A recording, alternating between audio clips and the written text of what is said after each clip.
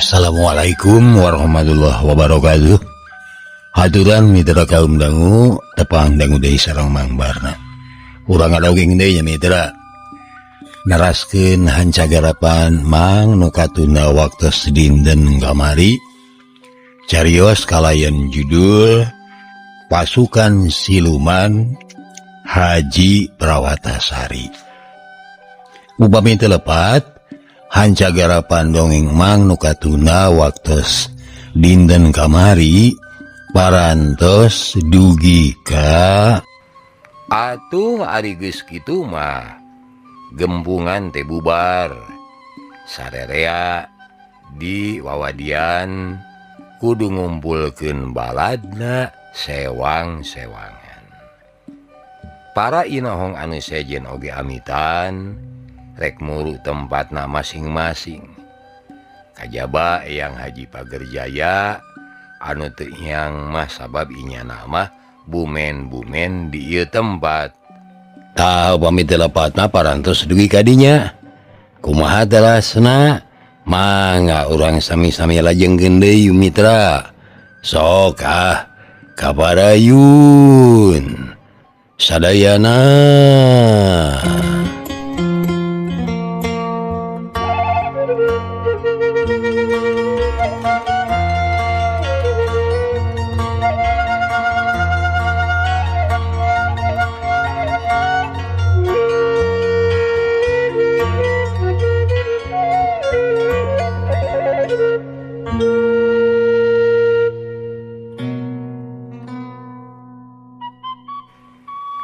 Isya wayahna anjeun maulah wakainit. Saur Eyang Haji Pagerjaya nahan heula sanaya. Hate sanaya geus deg-degan deui bae. Teuing kumaha saban manehna diperhatikeun ku urang dieu, saban teu geunah hate. Siga-siga manehna teh nya ngingu kabeuberat dosa. Isya saha sabenerna ngaran anjeun teh? Saur Eyang Haji Pagerjaya manitogmol. Meg atuh kana hate sanaya teh asa aya anu mepeg. Jantungna tutunggulan. Katelah mah sanaya nun abdi teh. Ceuk sanaya rengkuh jeung teu leudeung nyumput-nyumputkeun maneh. Kunaon atuh salila ieu anjeun teh? Henteu ludeung nemongkeun maneh atuh. Sanaya teu berat ngajawab. Kajaba ngeuleuh tungkul bari ramisak. Bari nyusutan Cipanon hatena oge ngarasa heran. Kunaon atuh ari hareupeun inohong-inohong pajampangan mah manehna teh maneh epes meer pisan. Saban ditalek saban ngarasa boga dosa bae. Saenggeus ditalek sakali deui. Kakara sanaya ngajawab. Sim abdi teh rumaos tos kapahung. Kumargi aya hiji kajadian anu tos tumiba. Ngabalukarkeun kedah nyamuni susurumputan. Temal sanaya bari terus nyusutan Cipanona da teu daek eureun ngalemereh mapai pipina. Nah abet ngadiriweuh maneh atuh. Cing terangkeun. Kumaha eta teh mimitina? Saur Eyang Haji Pagerjaya. Aduh ari geus kitu mah daradat bae. Sanaya teh medar deui lalampahan anu ka tukang-tukang. Kumanehna diterangkeun nu matak teu leudeuh ngagunakeun ngaran sanaya teh ku sabab sieun dipikaceuceub ku awewe anu dipicintana. Sim abdi teh seueuh ku fitnah batur. Awewe anu ku sim abdi dipiasih oge katalikung ku fitnah deungeun. Manehna janten langkung percaya kana isi fitnah. Leres ceuk kasauran Eyang dalam sindi wacana. Yen bohong anu mimiti teh kadah dipindingan deui bohong nu anyar. Kitu sareng kitu we beuki dipiningan kalah ka beuki bau. Atuh sim abdi teh hantem we susulumputan. Kalebet ka pibojaeun nu ayeuna oge sim abdi teh nyamuni keneh bae. Sim abdi ringrang mun balaka risi janten mamala kasararea. Ceuk sanaya ngalengi sedih jeung bingung. Kasedih sanaya teh ku Eyang Haji Pagerjaya mah anggur dipapag ku imut. Walah bohong deh, sanajan maksudna mah hade. Tapi anger we nya hasilna mah mata goreng jeung mata ngarugikeun. Sadaya milu rugi. Padahal eces pan sabenerna mah kisilah teh demi lampah jahatin. Saur Eyang Haji Pagerjaya. Ari raraosan sim abdi mah nya kitu nun. Temal sanaya. Aya rupa-rupanya ari pangalaman jelema. Saur Eyang Haji Pagerjaya. Sejak nyihunkeun piwuruk sareng kamanangna kumaha carana malar nasib sim abdi teh teu kadungsang-dungsang kieu. Ceuk sanaya sanuk-sanuk menta bong bolongan. Ari ceuk agama mah bebeneran teh. Kudu dibruk-brakeun sanajan peuheur karasana oge kisilah. Saur Eyang Haji Pagerjaya tatag. Diomongan kitu sanaya mau ukur ngahuleng. Kacipta bakal pirameun cenah mun manehna kudu bruk-brak teh. Malah ceger entes hatena sanaya daekeun kitu si Rodiah nampa aing. Mun nyahoeun aing teh sanaya teh. Heuceuk hate sanaya pinuh ku kabingung. Nya tangtu berat kacida. Berat kacida. Tapi kawas tadi disebutkan beneran deh kudu dibukdakeun sanajan karasana peuheur oge.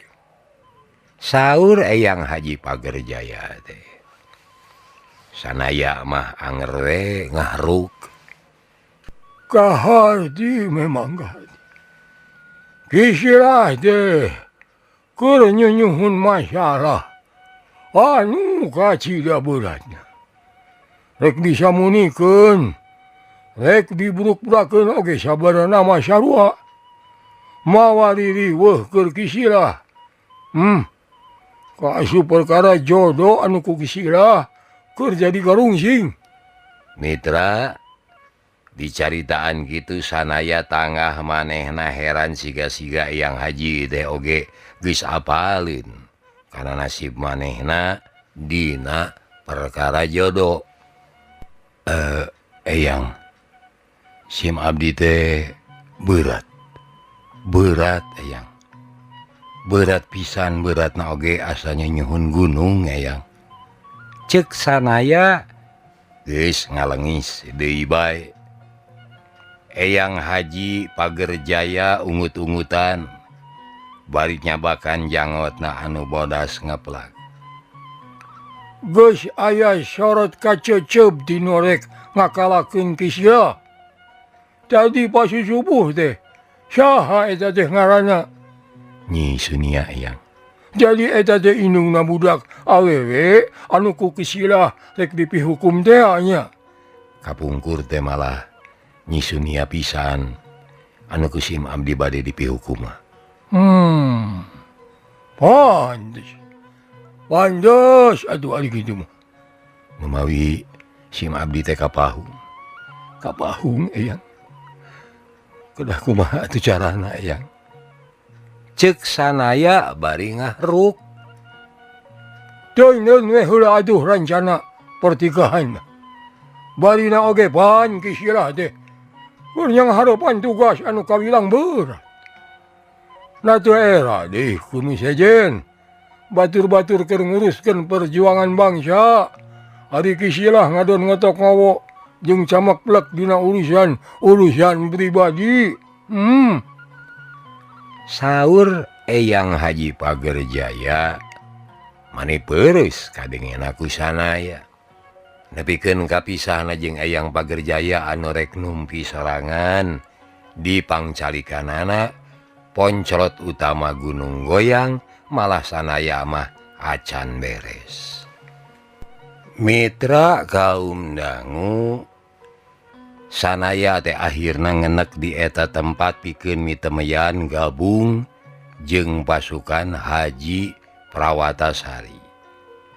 Kakara sapoe ayana di dinya oge hatena teh beuki heran beuki hookeun bae. Kumaha henteu rek kitu? Sabab tetela geuningan pasukan nu aya di ieu tempat teh jumlahna mani 500. Kusanaya mah bisa kaitung. Anu mangadep ka Inohong anu 5an teh kabehanana oge kapala pasukan. Jumlah kapala pasukan teh aya 16 urang. Ari saurangna ngapalaan prajurit teu kurang ti 30 jalma. Jadi bisa dihitung sabaraha jumlah pasukan anu aya di ieu tempat teh sagemlengna. Kapala pasukan anu 16 urang teh bakal disebar ka tempat-tempat anu aya di sabudeureun tatara priangan pikeun mingpin pasukanana masing-masing. Ari ayeuna samemeh diiangkeun pikeun mancen tugas. Sakumna pasukan teh dikumpulkeun di tegalan Gunung Goyang. Sanaya mani malohok mata simeuteun. Basa isukna isuk-isuk. Tegalan anu lega teh mani geus pinuh kaeusian ku ratus-ratus prajurit. Isuk-isuk keneh mangsa papedut gunung. Acan mungkur oge. Ratus-ratus prajurit teh geus segut latihan peperangan. Sakitu hawa keur memejehna tiris. Anu keur latihan mah teu make baju buligrag we. Tapi sakitu hawa masih tiis oge. Ari awak maranehna mah geus lamokot ku kesang. Awak anu sembada bari sepirna ting berhiel teh mani herang. Da kesang anu renung teh angot basa panon poe geus meletek mah kesang anu renung di sakujur awak teh mani ting borelak siga siki mutiara.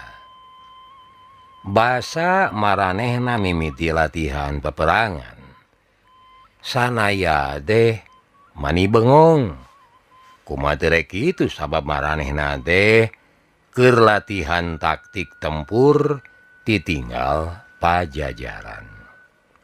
Sanaya teh bet jadi ras kana dongeng Kisanta anu jadi guruna teh. Ceuk Kisanta taktik tempur Pajajaran teh geusirna. Ceuk Kisanta harita munguh taktik kasediheun sabenerna mah loba ilmu ditinggal Pajajaran anu ku urang kiwari teh geus teu katuturkeun deui. Kisanta nyebutkeun saprak Pajajaran tumpur dina taun 1578 loba bukti-bukti budaya Pajajaran anu milu leungit. Anu milu leungit teh diantarana nyaeta taktik tempur pasukan bela mati Pajajaran. Zaman Pajajaran masih keneh aya. Di Karaton Pakuan teh aya sinatria gagah perkasa. Jumlahna 1000 urang. Tugasna teh ngamankeun, ngajaga jeung ngajaring kasalametan raja katut kulawargana, kaasup keamanan karaton sagemlengna. pikeun yang harupan musuh anu rek ganggu kana keamanan karaton, pasukan bela mati anu jumlahna 1000 teh boga taktik tempur. Jumlahna teh aya 12 rupa, nyaeta ngaliga manik, merak simbir, asu maliput, babah buhaya, gagak sangkur, luak maturun, suci muka, bajra panjara, makara bihwa, lisang bihwa, cakra bihwa jeung kidang sumeka. Eta sakabeh teh geus loba anu tumpur. Hartina ku manusia zaman kiwari mah teu kanyahoan pisan. Sanaya mah tambah kawaranan, kaagehan kene ilmu cakra bihwa. Kitu oge ku Kisanta teh geus meunang ngaropea deui. Ceuk Kisanta ilmu tempur bogana pajajaran teh sabenerna mah lain ilmu keur pakeun sesoranganan, tapi keur hiji pasukan. Tapi ilmu cakra bihwa ku aing mah diciptakeun deui anu engkena bisa diulinkeun ku sorangan cenah. Kitu ceuk Kisanta. Ilmu cakra bihwa teh niru-niru pakarang sakti cakra bogana Batara Kresna. Dina ngelehkeun musuh, eta cakra teh muter kawas kolecer.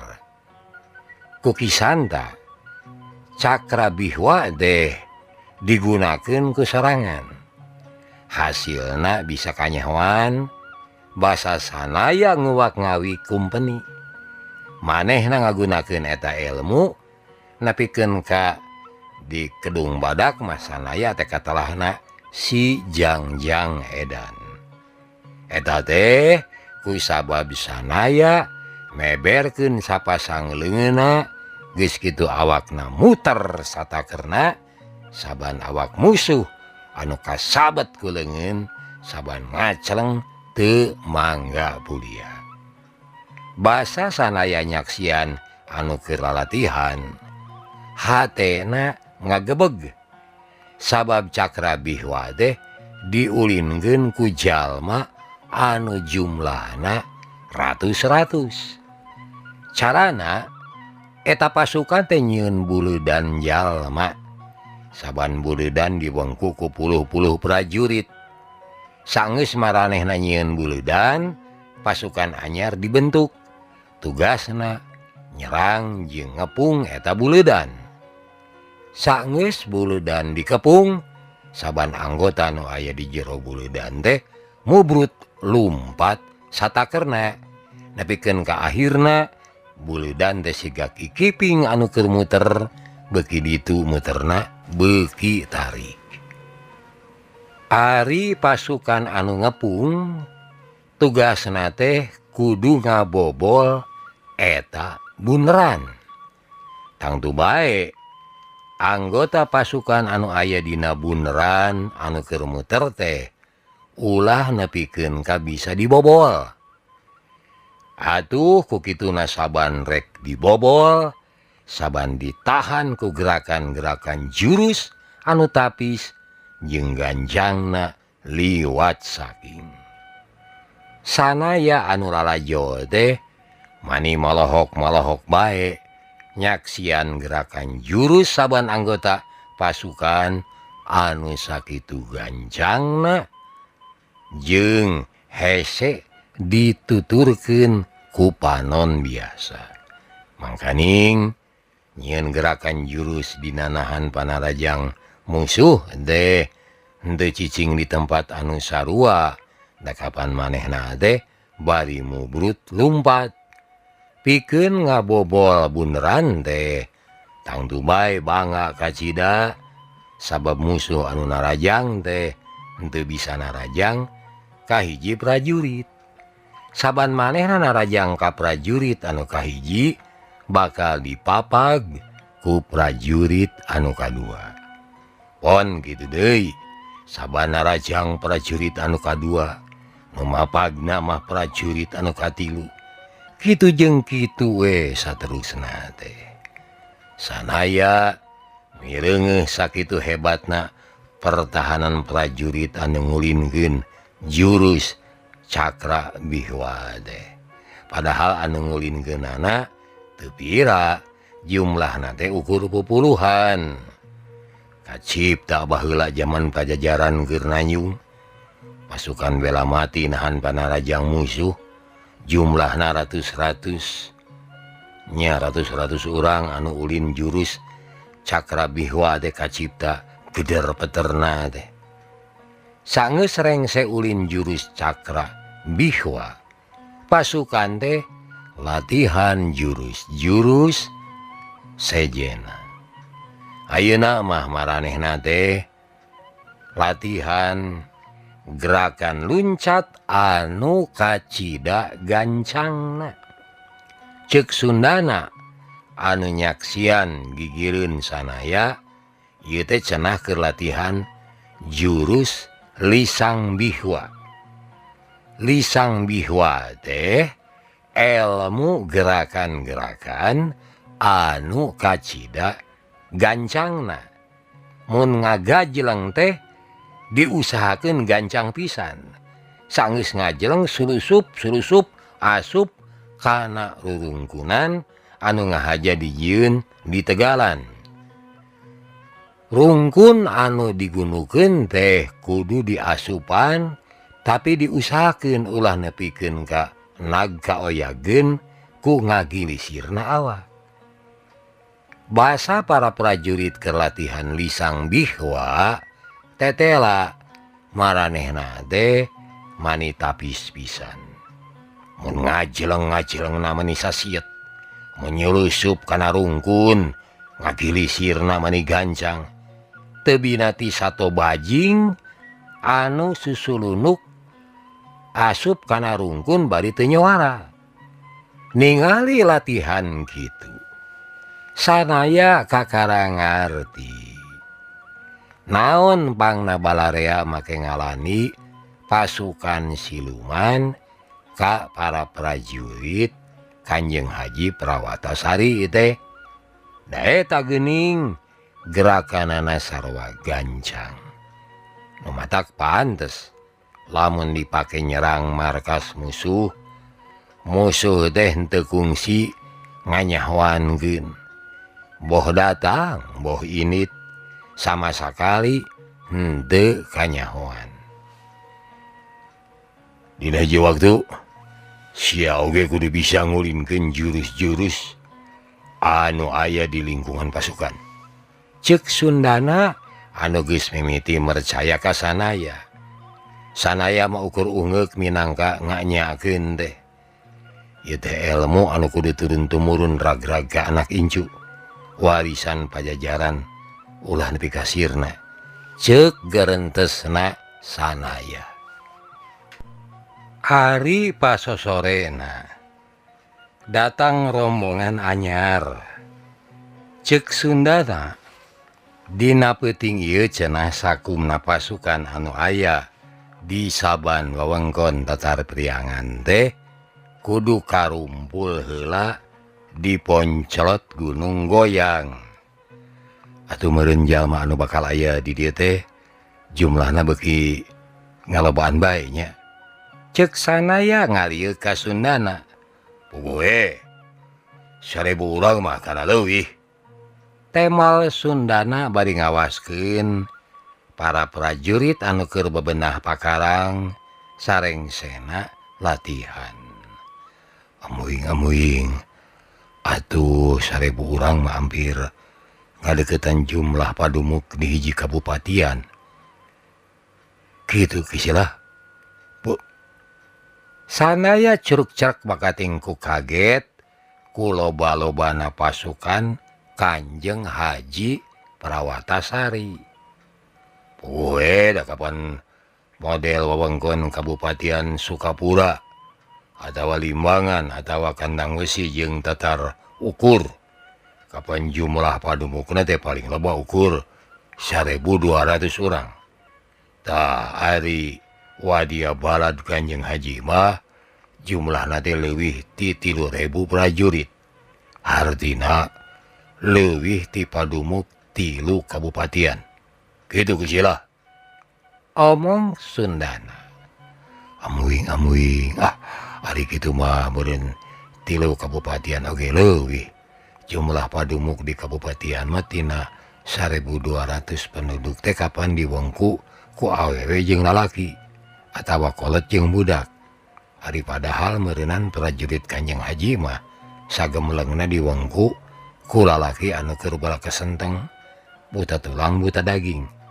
Anak itu satatar priangan mah tang tugas gabung kana perjuangan Kanjeng Haji Gusilah.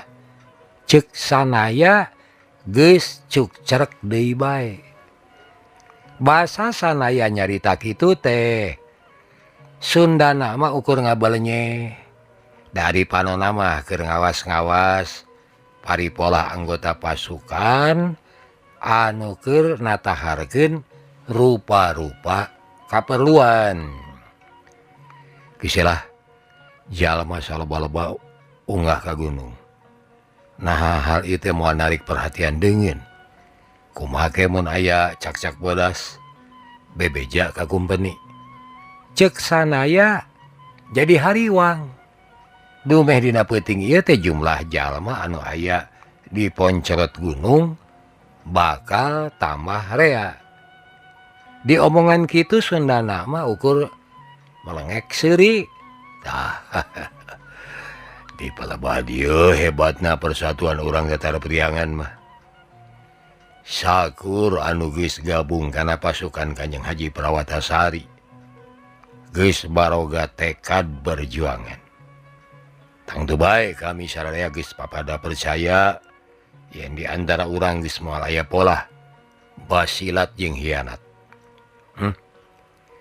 Tambahna teh eta nu matak batur sok ngalani pasukan siluman teh kusabab dina nyieun gerakan tara kapanggih ku batur. Ayeuna sanajan rebu-rebu anggota pasukan bakal karumpul di dieu, tapi da adi dina mangkat nama moal abring-abringan sakumna anggota pasukan teh geus dilatih ilmu sangkan bisa nyumput buni dina caang. Siapa Gusilah kawas anu can nyaho bae cing basa mangkukna Kisilah tepung jeung aki-aki. Nah ngarasahan teh yen eta teh sabarana mah inohong anu kasida pentingna di gunung goyang. Ceuk Sundana ngareret kagigir. Sanaya ukur ngabelehem kaeraan nya manehna teh sasat kapalingan. Aki-aki anu sabaraha kali tepung di perjalanan teh horeng Eyang Haji pager jaya pisan. Mitra kaum dangu basa panon poe geus lingsir ngulon tetela anu diomongkeun ku Sundana teh bener pisan. Kaponcrot gunung teh nungtutan aya nu datang. Daratangna teu mantra-mantra siga prajurit. Aya nu mamake dudukui cetok bari manggul pacul, aya anu siga budak angon mamawa cameti, malah aya bae anu ditungtun-tungtun siga anu lolong. Datangna ka gunung teh henteu langsung ngumpul di Poncrot, tapi sumebar di Memungangna. Atuh kusabab kitu ku saliwat mah gunung teh henteu katara loba pangeusina. Ceuk Sundana ari geus anyog ka gunung mah para prajurit teh lolobana mah ukur reureuh we dina dahan-dahan kai bari satengah nyumput bisi jadi perhatian deungeun. Ukur kapala-kapala reguna we anu menghadap ka Poncrot mah. Ceuk Sundana. Samemeh salat magrib ka Poncrot aya nu datang duaan. Sanaya reuwas sabab salah saurang mah manehna apalun nyaeta Sumaji urang lembur leuwih nutug nu matak sanaya reuwas kapan Sumaji teh salaki nyitarsi ari nyitarsi sanggeus digadabah ku Ki Kedi teh langsung maehan maneh ku jalan nubleskeun peso bogana sanaya ku sabab kajadianana bareng jeung datangna Sumaji ka eta tempat atuh sanaya teh katudingan harita Sumaji apan amekeun ka Cida amekna liwat saking malah tujuanana mah hayang maehan sanaya derek amek kumaha atuh sabab pamajikan Sumaji teh tiwas maehan maneh teh sanggeus digadabah nu ngagadabah nama Ki Kedi tapi pur kuntul kari tunggul lar gagak kari tunggak Sumaji mah moadek neangan jurig anu teu kadeuleu nu matak basa kanyahoan awak nyitarsi keur disangke ku sanaya bari pakeanana rubat rabet temong orat Sumaji mah amekna teh nya ka sanaya we kahariwang sanaya henteu nyalahan mitra basa Sumaji ngareret ka hareup tur kabeneran aya sanaya keur ngobrol jeung Sundana teu antabara dengan belesat we Sumaji teh narajang sanaya kituna teh bari mesat peso anu sanaya mah apaleun eta teh peso boga sanaya pisan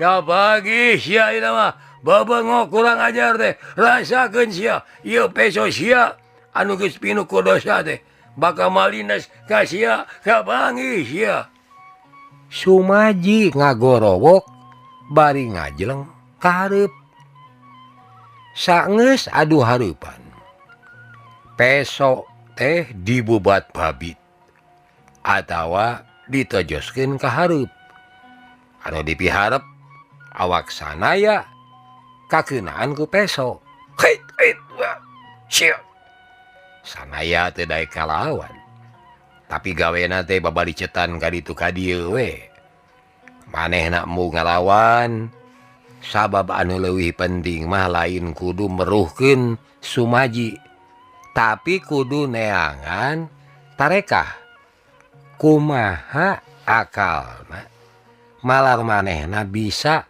nerangkeun kajadian anu sabenerna ka Sumaji mitra Sumaji mah dibere omer teh siga anu teu ngartieun disangkana sanaya teh sieun atuh ku sabab kitu manehna ngadon beuki sumanget bae ngarah-ngarah pati sanaya teh jalma anu tadina rek sarolat magrib teh jadi ribut jadi ribut teu puguh sabab di sisi tegalan aya anu ribut siga keur begalan pati urun hei tanaon teh urun cek Sundana gogorowokan ku sabab Sumaji teu daek ngagugu bae Sundana ngabelesat ka hareup siet nu katingali teh ukur cahaya ngabelesat ku tarik-tarikna gerakan Sundana ukur sakedet netra peso anu tadi dicekel ku Sumaji teh geus pindah kana leungeun kenca Sundana ari leungeun katuhuna nalikung leungeun kenca Sumaji nalikungna dikatukangkeun nepikeun ka Sumaji teh ukur bisa teterjelan we wungkul lepaskeun ai saha sia teh bantu bawani melaan jalma jahat upama kitu mah meureun sia oge pasti jalma jahatnya ceuk Sumaji bari teterjelan Sundana siga rada kasigeung dumeh dituding jalma jahat teh atuh minangka pamalesna leungeun Sumaji anu ditalikung teh ditongtak terus dikusrukeun awak Sumaji tijongjolong tur beungeutna dikusruk nyium taneuh kebul basa Sumaji rek ngalawan deui baturna anu tadi marengan teh gewat ngarejengan. Kira Pati, aturagan kami yo. Ieu teh mangkeluk anu geus ngaruksa kahormatan pamajikan kami. Nyidar sih jabadi bauan, jabadi baehan, turungan kami. Cek Sumaji tetarejelan deui sabab awakna direjengan ku hiji lalaki tengah tubuh anu ngaran Ki Ragapati. Teg sanaya teh inget kana hiji sora anu pinuh wibawa anu kadenge di jero guha basa manehna keur ngintip tea. Basa sanaya nutur-nutur Sumaji tur asup ka jero guha. Tetela di jero guha teh loba jalma keur narima pangwadi ti Ki Ragapati. Ngan harita mah sanaya teu bisa sidik ka jalmana kakara kana ngaranna we Wunggul. Oh ieu Ki Ragapati teh geuning. Cek hate sanaya manehna muji jeung heran. Sabab Ki Ragapati teh kaasup anu geus nyaho kana lalampahan hirup manehna bari sanaya sorangan mah henteu nyaho-nyaho. Sia ulah sia geunahna nyieun kekacauan di tempat Sumaji. Cek Ki Ragapati nongtak leungeun Sumaji anu geus rek narejel bae. Kiraga kami balain rek nyieun kekacauan tapi sabalikna rek ngabarantas pangacau. Ki Ragapati kudu iatna piraku teuing jalma bangkawarah model kitu diantep cenah gabung ka urang. Kade kiraga urang sararea kudu iatna. Cek Sumaji bari panonna mah molotot seukeut ka sanaya anu pinuh ku kaceuceub. Urang teh keur nyang hareupan masalah perjuangan bangsa anu leuwih badag. Keun heula eta mah teuneun. Urang guareng ke mun urusan badag geus reng. Cek Ki Ragapati ngalalemu tapi sorana pinuh ku wibawa. Tapi Ki Ragapati nyingkirkeun kamu napekan teh ka asup perjuangan anu badag. Satungtung jalma anu rek milampa perjuangan masih keneh ngingu kajahatan dina hatena. Perjuangan teh hasilna moal sampurna. Kami teu ridho ieu perjuangan dikotoran ku manusia-manusia kawas manehna. Contona cek Sumaji tutunjuk ka sanaya. Anu araya sasat nareuteup seukeut ka sanaya. Atuh sanaya teh meuni teu geunah hate. Kumaha teu rek kitu atuh sabab ampir kabeh anu araya minahkeun paneuteup,na ka manehna. Sundana oge ayeuna mah make kerung alisna teh neuteub sanaya bari pinuh ku panyuriga. Rengse ngalaksanakeun kawajiban salat magrib, sanaya digero manehna kudu mangadep ka Eyang Haji Pagerjaya. Basa sanaya nyubadanan eta panggero di Paseban teh geus nyampak Sundana anu marengan Ki Ragapati jeung Sumaji. Tiluanana diuk sila meneko ngajajar ngahareupan Eyang Haji Pagerjaya anu calik dina tilam kulit me. Cong sanaya nyembah hormat ka Eyang Haji, basa manehna tepi teh ku Sundana sanaya dititah milih tempat diuk anu rada anggang ti Sumaji. Sumaji mah bari tunggul teh meus-meus mureleng. Meus-meus mureleng ka sanaya. Mun di dinya eueuh jalma anu dipika serab mah meureun amarahna teh geus rek budal deui bae. Sanggeus sanaya diuk kalawan merna, Sundana muka caritaan. Eyang Haji pangapunten wireh dina dinten ieu di ieu tempat teh tos kajantenan riributan. Duka aya salah paham. Duka naon antawis pun Sumaji. Sareng sakisilah atuh ngaranna. Cek Sundana ngareret heula ka sanaya. Sameme sanaya ngajawab manehna melong heula ka Eyang Haji Pagerjaya. Kun bae urusan ngaranna mangkege kanyahoan ku sararea. Sok nu penting mah caritakeun we heula aya naon ieu teh. Saur Eyang Haji Pagerjaya neuteupna mah langsung bae ka Sumaji. asa dibere lolongkrang. Sumaji madaradat bae nerangkeun paripola sanaya anu ceuk pamikirna mah kacida biadabna teu boga rasa kamanusaan. Hehehe, cager, wara mitra, ajakal kabujing neng nong. Dugi ka dieu heula, insyaallah enjing diteraskeun deui. Nuhun kana perhatosanana, hapunten samudaya kelepatan. Billahi taufiq wal hidayah. Wassalamualaikum warahmatullahi wabarakatuh. Cas.